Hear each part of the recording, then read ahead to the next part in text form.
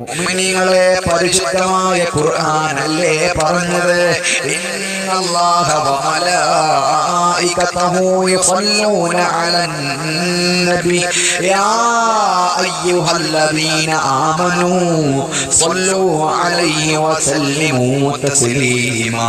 ഞാനുമെന്റെ മലക്കുകളും മുത്ത് റസൂലുള്ളാഹിന്റെ പേരിൽ സ്വലാത്ത് ചൊല്ലുന്നുണ്ട്. അതുകൊണ്ട് ഈമാനുള്ള മനുഷ്യ നീയും സ്വലാത്ത് ചൊല്ലിക്കോ. ആദ്യം അവൻ തന്നെ ഏറ്റെടുത്തൊരു കാര്യമാ, പിന്നീട് അവൻ അമലാക്ക് ചെയ്തൊരു കൃത്യമാ, പിന്നാണ് അവൻ നമ്മോടതും കൽപ്പിച്ചത്. ഇതുപോലെ പറയാൻ ഇത് അമലാണുള്ളത്.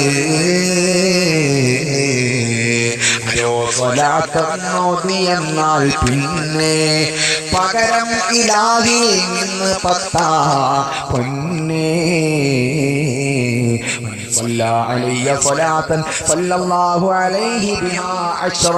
ഒരു സ്വലാത്ത് ഒരാൾ ചൊല്ലിക്കഴിഞ്ഞാൽ 10 അവന് പ്രതിഫലം അല്ല കൊടുക്കുന്നത്.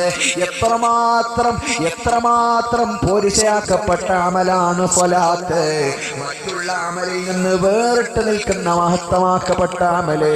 നിസ്കരിക്കാൻ അല്ല നമ്മളോട് പറഞ്ഞില്ലേ?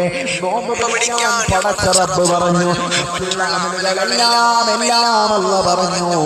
അല്ല ചെയ്ത് നമ്മളോട് പറഞ്ഞ ഒരേ ഒരു അമല് അത് സ്വലാത്ത് മാത്രമാണ്. ഹബീബായ റസൂലുള്ളാഹിന്റെ തിരുപിറവി കൊണ്ട് അനുഗ്രഹീത മാസം നമ്മിലേക്ക് കടന്നു വരുമ്പോ ഞാനും നിങ്ങളും സ്വലാത്തുകളെ കൊണ്ട് സജീവമാകേണ്ടയോ? മനസ്സിരുത്തി ഒന്ന് ചിന്തിച്ചു നോക്ക്. രക്ഷപ്പെടാനുള്ള അവസാനത്തെ കച്ചിത്തുരുമ്പ്, അവസാനത്തെ പിടിവള്ളി, അവസാനത്തെ മാർഗം അത് സ്വലാത്ത്.